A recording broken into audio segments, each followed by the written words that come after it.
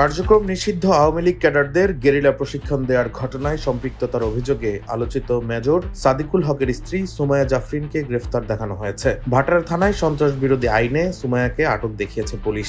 বৃহস্পতিবার দুপুরে রিমান্ডের আবেদন করে তাকে আদালতে সোপর্দ করার কথা জানায় গোয়েন্দা গুলশান বিভাগের উপ পুলিশ কমিশনার মোহাম্মদ কামরুল হাসান। এর আগে বুধবার রাতে সুমাইয়া জাফরিনকে আটকের তথ্য জানায় ডিএমপি। সুমাইয়া জাফরিন আওয়ামী লীগের নেতাকর্মীদের প্রশিক্ষণ দেওয়ার ঘটনায় সেনা হেফাজতে থাকা মেজর সাদিকুল হক ওরফে মেজর সাদিকের স্ত্রী। আওয়ামী ক্যাডারদের প্রশিক্ষণের ঘটনায় সুমাইয়া জাফরিনও জড়িত ছিলেন বলে অভিযোগ রয়েছে। প্রথম দিকে সুমাইয়া পুলিশের সহকারী পুলিশ সুপার এএসপি বলা হলেও পরে পুলিশ সদর দপ্তর থেকে জানানো হয় এই নামে কোনো নারী কর্মকর্তা সেই বাহিনীতে নেই। ছাত্র জনতার অভ্যুত্থানে ক্ষমতাচ্যুত আওয়ামী লীগ সরকারের প্রধান ভারতে পালিয়ে যাওয়া শেখ হাসিনাকে ফিরিয়ে আনতে দলটির বাছাইকৃত ক্যাডারদের এই প্রশিক্ষণ দেয়া হয়। রাজধানীর মিরপুর, ভাটারা, কাটাবন ও পূর্বাচল এলাকায় দেয়া হয় এসব প্রশিক্ষণ। এর মধ্যে গত ৮ জুলাই ভাটারা থানা এলাকার একটি কনভেনশন সেন্টারে সকাল থেকে আওয়ামী লীগ ও তার অঙ্গ সংগঠনের প্রায় 400 নেতাকর্মীদের প্রশিক্ষণ দেয়া হয়। আওয়ামী লীগ ও ছাত্রলীগের এসব ক্যাডারদের প্রশিক্ষণের দায়িত্ব পালন করেন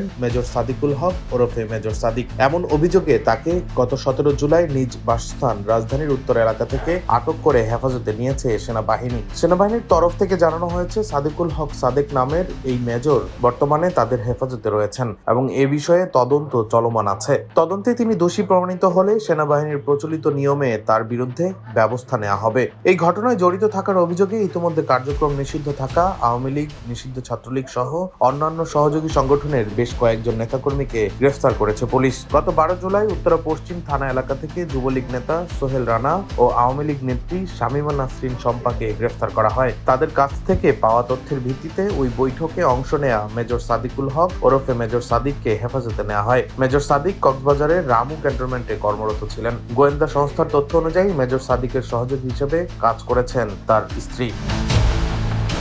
ডেস্ক রিপোর্ট, দৈনিক ডেস্টিনি।